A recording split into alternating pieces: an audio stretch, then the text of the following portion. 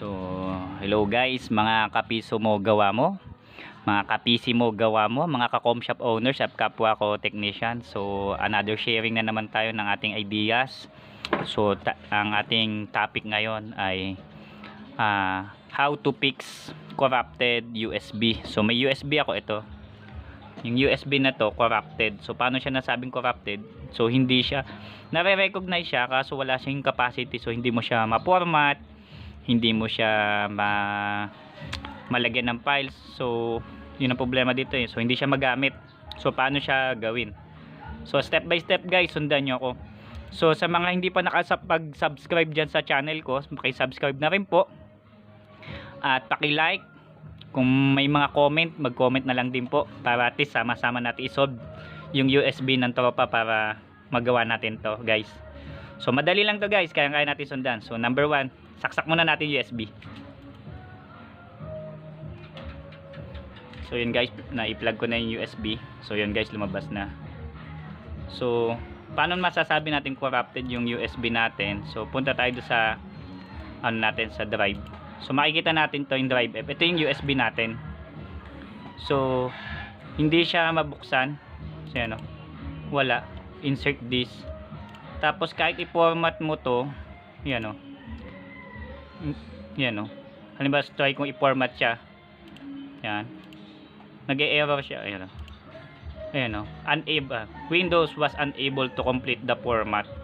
So yun po. So in other words, ito po ay corrupted na yung hard drive na yung USB natin, yung flash drive natin. So paano siya sinosolve? So paano siya ginagawa? So madali lang po yan i-solve. So step by step sundan po natin itong gagawin ko. So using CMD tayo sa command prompt. So X natin to. Yan, kita nyo guys ha. Wala talaga, corrupted siya. So paano natin yan mamagikin? So, okay guys. So punta tayo sa command prompt, CMD.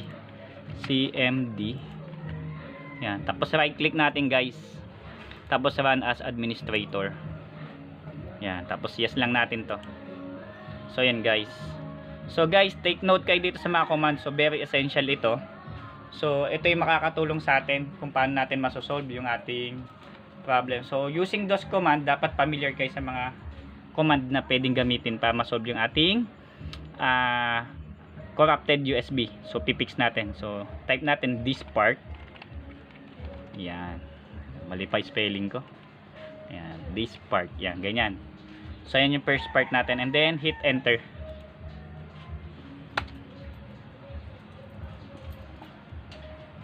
So yun guys. So sa CMD pala pag binuksan nyo dapat run as administrator, kasi pagka hindi siya administrator, hindi siya masosolve. So dapat administrator. Kasi magkakaroon siya ng parang hindi niya permission, yung mga permission. So next, after ng this part, so syempre ang tatype na list this. Yan. Yan. So dito sa list this, isa-select natin alin dito yung this o yung mismong drive na natin, aayusin natin. So itong this 0, ito yung SSD ko, yung 120 gig pero 111 lang yung nagre-reflect kasi sa system reserve. Tapos yung 500 gig, itong 465, ito yung 500 gig na hard drive ko. And then this 2, ito naman yung ating USB na corrupted, na hindi binabasa. So ito yung kailangan natin i-solve. So ito guys, so paano siya i-solve? So siyempre ang una natin gagawin, pipiliin natin tong select these two kasi ito yung sira eh. So select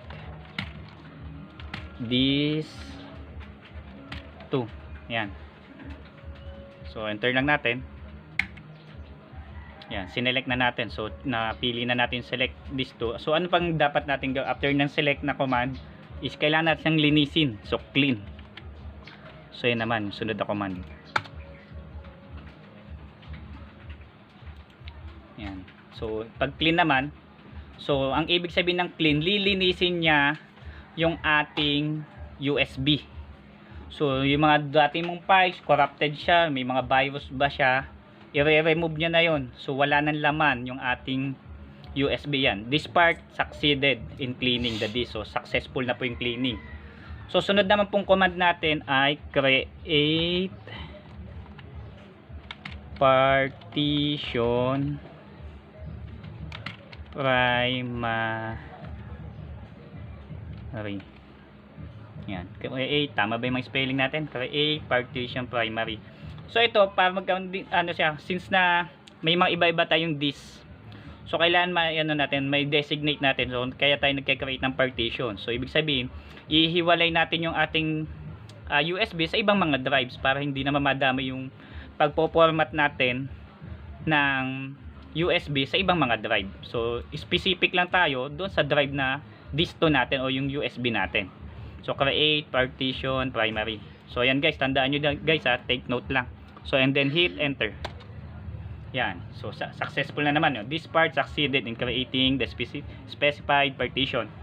So next naman is ipo-format na natin yung USB para maibalik natin yung dati niyang MBR, yung kanyang firmware. So kailangan maibalik natin siya sa dati niyang status. So paano yun? So ano yung command? So format space fs equals path32. Path32. Ano ibig sabihin ng path32? Ito pa yung file format na commonly sa USB. So path32. Pero pag mga hard drive siya, NTFS o non-transferable file. So usual ang ating USB is path32 po. And then lagyan natin siya ng quick para mabilis yung kanyang pag-format. So yan lang po yung command. Format space fs equals path32 quick. Okay guys, kuha natin and then hit enter po ulit. Yan, antayin lang po natin mag 100% and then completed na po yan.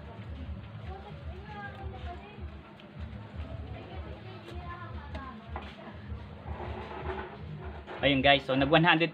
So ibig sabihin nito, okay na yung drive natin. So okay na siya. So pwede nang gamitin. So eto guys, paano ko masabi?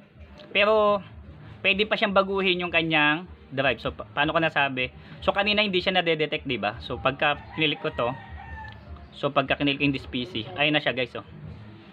Yung drive F natin may capacity na. Yan. So okay na guys, oh. Ayan. Tapos gawin lang natin, lagyan na lang natin to ng active para maging active yung ating drive.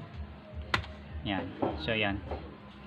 Para okay na siya. So guys, pwede nyo rin siya baguhin yung ano to. Baguhin yung kanyang pangalan o yung drive niya. Pwede siyang gawing drive E, drive G, drive ano pa name ng drive. Lalagyan nyo lang kayo ng command na assign. So since na hindi ko naman kailangan na baguhin yon, so okay na ako dito since na working na to. So okay na yung file natin. Pwede nang gamitin yung USB. So na-solve na naman yung ating problem guys. So kayang-kaya natin tong gawin. So paano ko nasabi ano, pag ganyan napapasok na siya. So mag-sample ako, maglagay tayo ng file guys para malaman natin kung peke o baka hindi totoo tong ginagawa natin. So ayan guys, oh. Yung maliit lang na file. Copy tayo ng file. For example, magbukas na lang ako ng Word. Yan, sample file natin.